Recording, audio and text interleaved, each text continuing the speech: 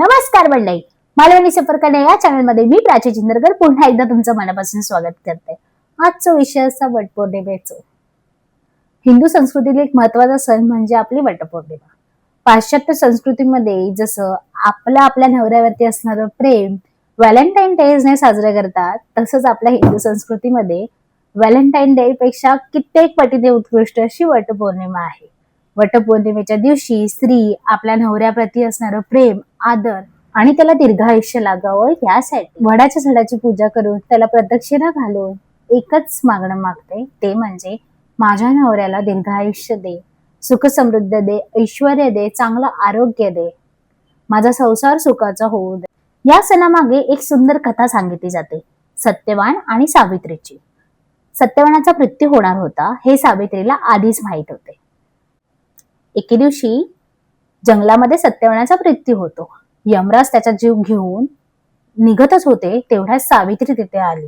सावित्रीच्या अत्यंत हुशारीमुळे, जिद्दीमुळे, कौशल्यामुळे यमराज प्रसन्न झाले आणि त्यांनी तिला वर मागायला सांगितले.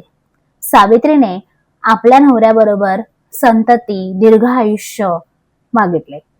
त्यामुळे यमराजांना सावित्रीच्या नवऱ्याचे म्हणजे सत्यवानाचे प्राण परत देण्यास भाग पाडले, अशी एक मान्यता आहे.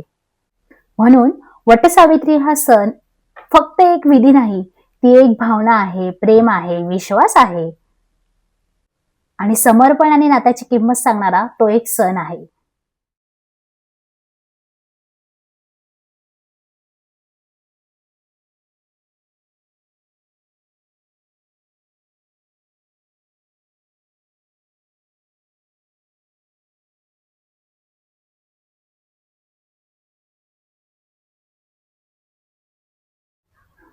प्रेम दाखवण्याची पद्धत वेगळी वेगळी असू शकते. कोणी शब्दात प्रेम व्यक्त करतं, कोणी लिहून लव्ह लेटर्स देतं, तर कोणी वटपौर्णिमा साजरी करून आपलं किती प्रेम एखाद्या माणसावर आहे ते सांगण्याचा प्रयत्न करत असतं.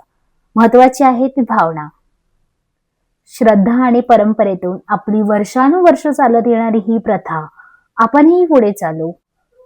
आपली संस्कृती, आपली परंपरा इतरांना सांगू, त्याचं महत्व सांगण्याचा प्रयत्न करू, इतरांना त्याचे महत्व पटवून देण्याचा प्रयत्न करू आणि हे जे चाललं आहे ते असंच चालू राहू दे. आणि मी अशीच आपली माती, आपली संस्कृती, गोष्टी तुमच्यापर्यंत घेऊन येण्याचा प्रयत्न करेन.